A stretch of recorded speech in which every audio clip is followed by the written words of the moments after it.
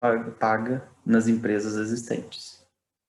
Então, os bens de capital, nova empresa de automóveis, que seria um investimento novo, tem que estar relacionado de alguma forma com o quanto você pagaria pelas empresas já existentes, que são negociadas em bolsa de valores, por exemplo. Então, existe uma conexão entre os dois.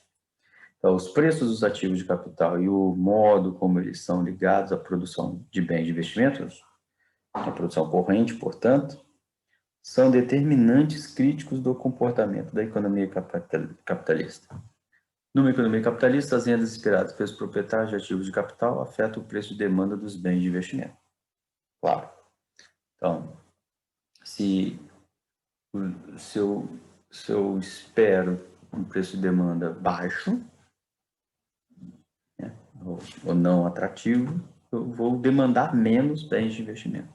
Então, a produção corrente vai ser menor do que seria se os preços dos bens, se o preço de demanda dos bens de capital fossem mais altos.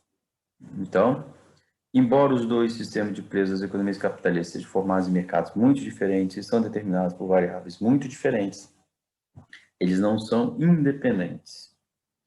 O preço de mercado de um ativo de capital, que é um substituto da produção de um bem de investimento, deve ser igual ou maior do que o preço de oferta do bem de investimento para que esse bem de investimento seja produzido.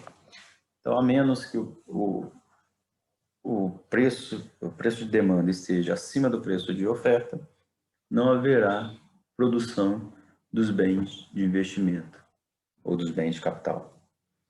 Certo? Então, eles são interligados, né? Então, assim, uma complexa rede de fluxos de caixa devido a relações contratuais existe lado a lado, está interrelacionada com a rede de fluxo de caixa resultantes da produção e distribuição do produto corrente. Então, desde que a produção de ativos de capital ela é financiada, então cria-se um conjunto de uma rede, como diz aqui, de fluxos de caixa interrelacionados, porque o agente investidor, que espera que o preço de demanda seja maior do que o preço de oferta do bem de capital, ele toma o financiamento para comprar esse bem de capital. E o próprio produtor do bem de capital, ele também toma financiamento para produzir o bem de capital. Então, existe um conjunto de contratos financeiros que interligam os fluxos de caixa. Por quê? Porque o comprador do bem de capital, ele vai pagar por esse bem de capital de acordo com a sua capacidade de gerar, com o uso do bem de capital, lucros suficientes para pagar os financiamentos tomados na compra do bem de capital.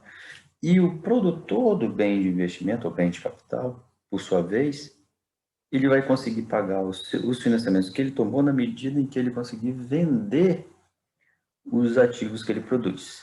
Então, o fluxo esperado pelo, digamos assim, pelo investidor que usa o bem de capital, ele é fundamental para que este pague o produtor de bens de capital. E o produtor de bens de capital, por sua vez, precisa desse pagamento para ele em si, ele mesmo pagar os financiamentos que ele tomou para produção, né? Então, os preços dos ativos de capital e financeiros dependem dos fluxos de caixa que com ele se espera gerar e da taxa de capitalização. Incorpora as propriedades de risco e incerteza particulares de cada investimento. Uma vez que os lucros brutos oriundos da produção e distribuição do produto dependem do ritmo de investimento, os investimentos de hoje determinam os fluxos de caixa disponíveis para honrar os contratos financeiros assumidos no passado. É justamente o que vimos no capítulo 7, né, em que os investimentos correntes determinam os lucros correntes.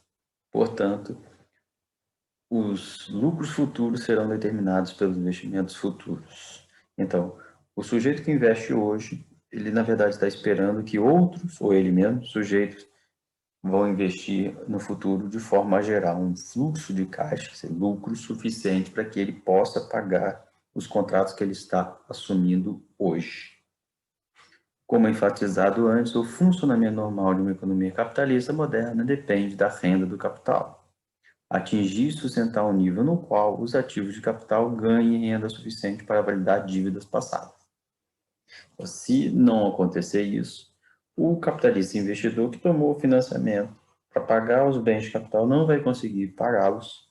O produtor de bens de capital não vai receber o suficiente de lucros para pagar os seus financiamentos, ele também, e então a economia vai funcionar mal.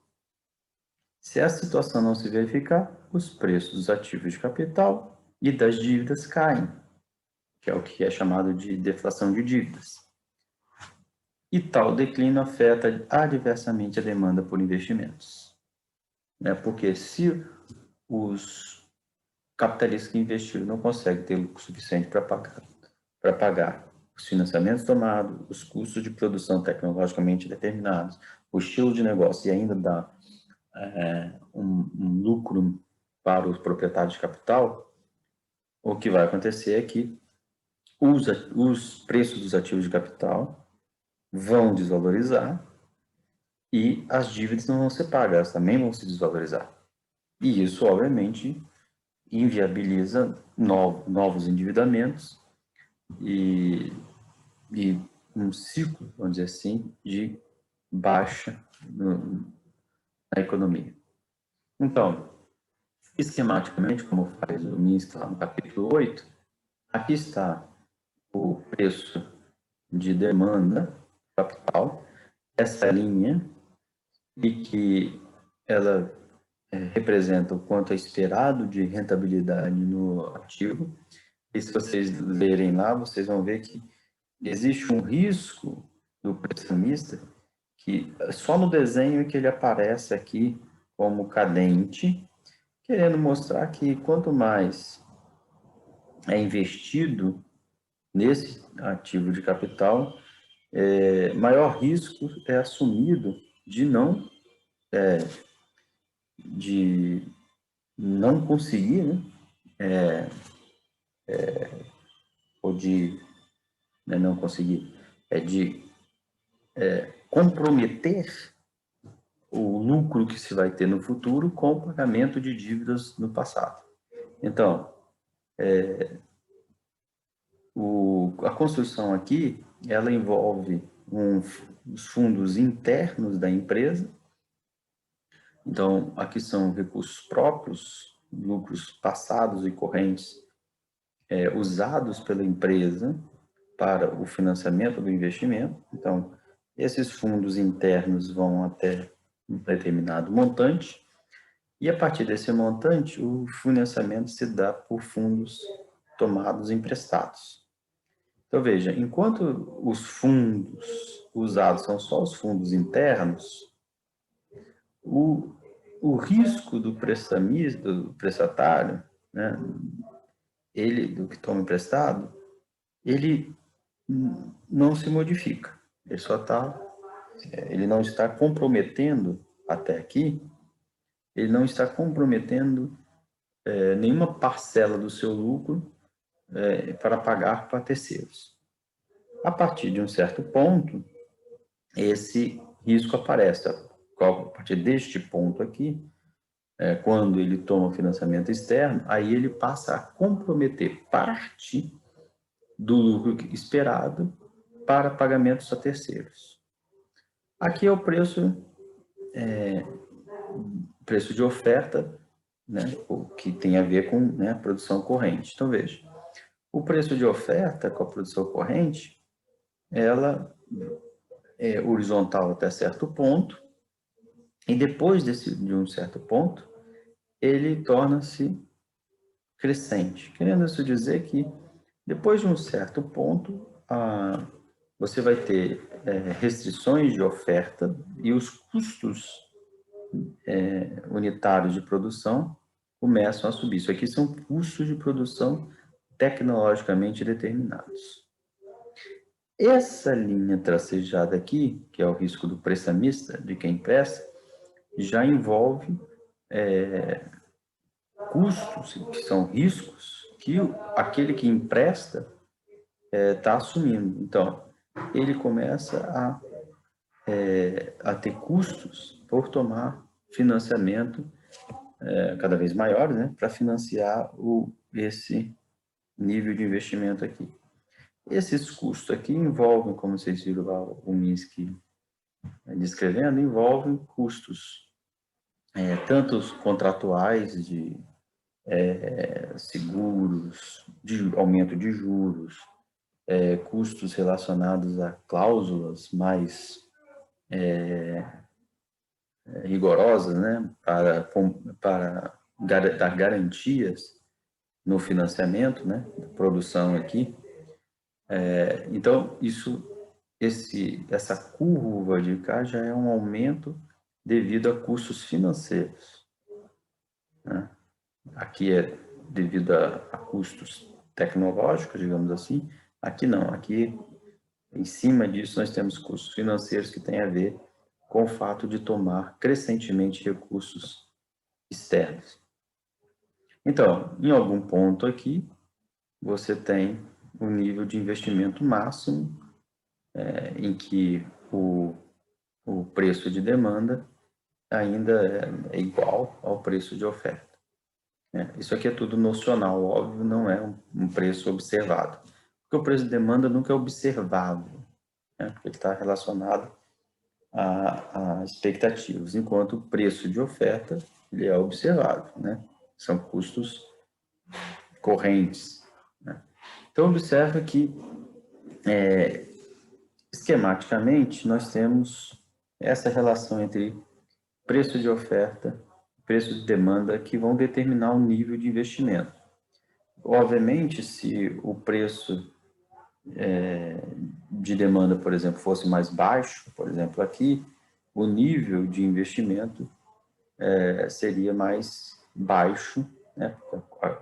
A curvinha, se a gente puxar essa linha para baixo, então ela cruzaria mais ou menos em algum ponto aqui e ao preço de oferta, e então o nível de investimento seria mais baixo, né? E vice-versa. Veja que eles podem se cruzar em um ponto mais longo, né? E o preço mais longe, né? E o nível de investimento poderia ser compensador, né? Poderia ser mais adiante. Então, essa ideia esquemática do Minsky, ele utiliza esse esquema de dois preços para poder, uma heurística, para poder entender o que acontece na economia que leva a economia para uma instabilidade financeira. Então, é bom a gente ter em mente então, esses dois conceitos, o que determina os lucros e o que são esses preços de oferta e demanda, e de preço de demanda e preço de oferta de investimento. E como eles precisam estar relacionados e como eles se relacionam com o sistema financeiro, para a gente entender como é que vai se dar a instabilidade financeira, né?